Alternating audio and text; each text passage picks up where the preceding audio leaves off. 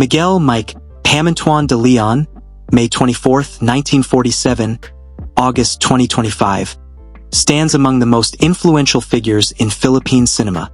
His career, which spanned 5 decades, established him as a filmmaker who fearlessly combined artistry with social and political commentary.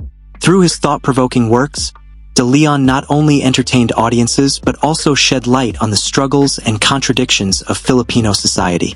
His legacy rests on a body of films that remain timeless in their relevance and artistry. Early life and education.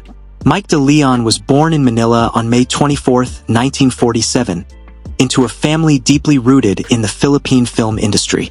His father, Manuel De Leon, was a respected film producer, while his grandmother, Narcisa Sisong De Leon, founded the legendary LVN Pictures, one of the country's biggest and most influential film studios. Growing up in this environment exposed him early to the world of storytelling and filmmaking. His sister, Narcisa Ching De Leon, later became an appointments secretary under President Corazon Aquino, further linking the family to politics and public service. For his education, De Leon attended the Ateneo de Manila University, where he earned a bachelor's degree before continuing his studies abroad.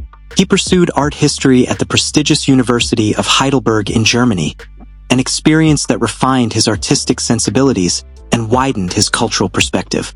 The beginnings of a film career. Before stepping into directing feature films, De Leon experimented with short films such as Sa Bisperas, 1972, and Monologo, 1975. By 1975, he established his own production company, Cinema Artists Philippines. One of its earliest and most important contributions was producing Manila in the Claws of Light, directed by Lino Brocka, with De Leon serving as cinematographer.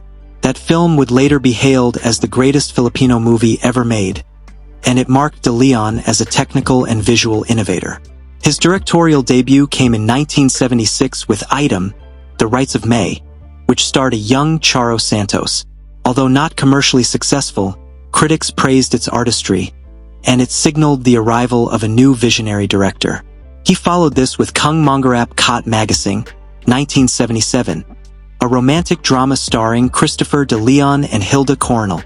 Dedicated to his grandmother, it displayed his ability to create intimate and poetic storytelling. Breakthrough in the 1980s. The 1980s cemented De Leon's reputation as one of the Philippines' most daring filmmakers. He worked as cinematographer for Eddie Romero's historical epic Aguila, 1980, but his own directorial return came with Kakabakaba Ka Ba, 1980, a musical comedy that poked fun at neocolonialism and religion.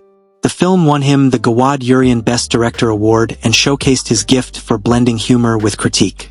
In 1981, he created 2 of his most iconic works, Kisapmata and Batch 81. Kisapmata, based on Nick Joaquin's story, The House on Zapote Street, explored authoritarian control within a family, featuring Vic Salayan in a chilling performance. The film swept the 1982 Metro Manila Film Festival with 10 awards, including Best Director and Best Picture. Batch 81, released the same year, used fraternity initiations as an allegory for the oppressive martial law regime of Ferdinand Marcos. Both films earned international recognition when screened at Cannes, establishing De Leon on the global stage.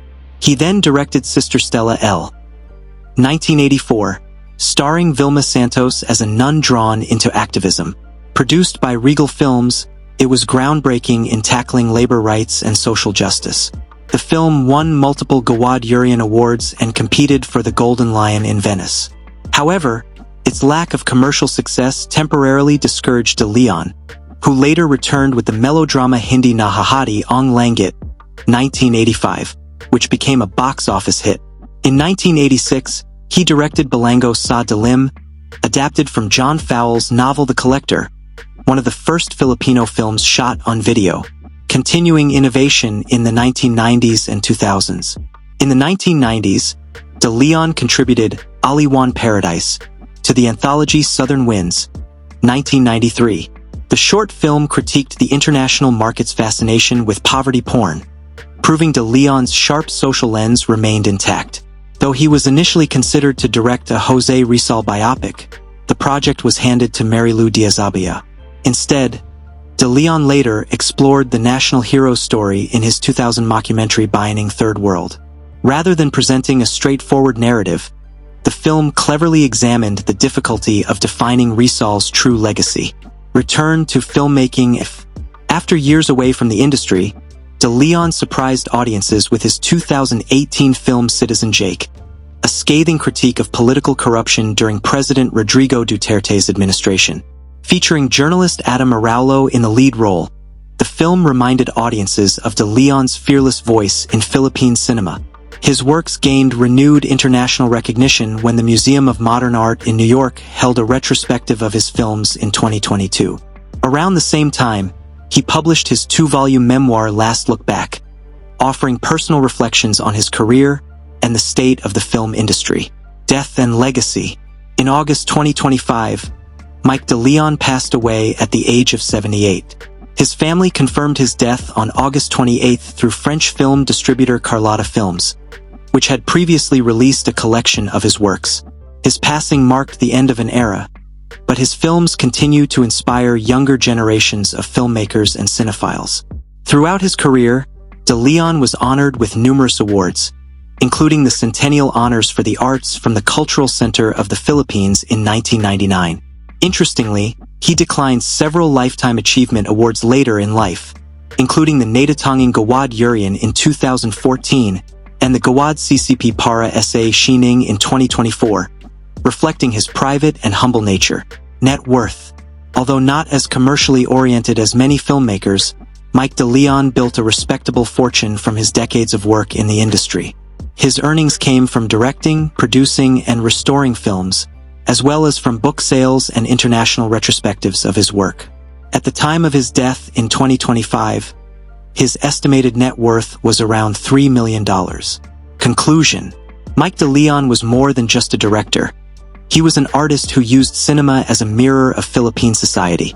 From Item to Citizen Jake, his films consistently challenged audiences to think critically about politics, family, morality, and the human condition. His body of work stands as a cultural treasure, ensuring his place as one of the greatest filmmakers in Philippine history. Thank you for watching. Share, and kindly subscribe for more videos like this.